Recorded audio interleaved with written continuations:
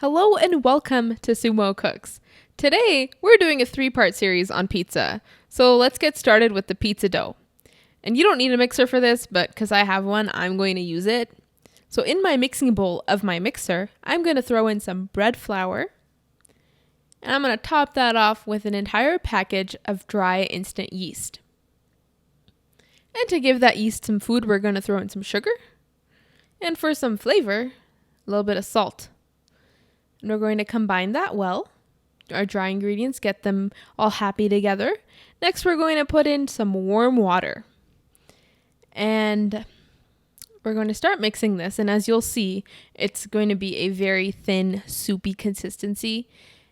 I'll take my spatula and I'm going to wipe down the sides of the bowl to get all that flour stuck on the side.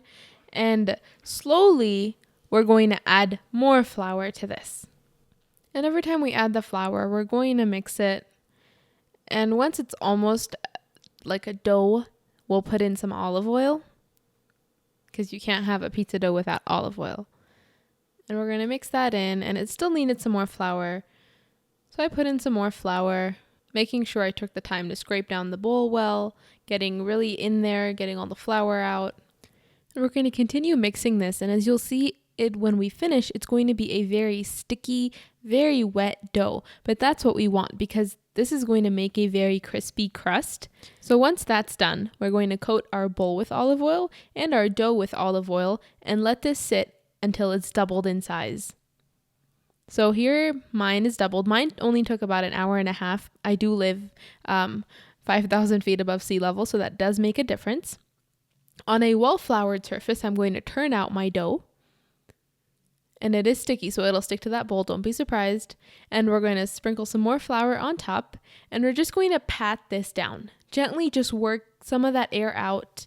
Don't force it out, just pat it. So we're going to work this until it's just kind of in a circle. And now we're going to divide it. So I'm using the back of a knife here because I didn't want to damage my countertop. And I'll split it in half first.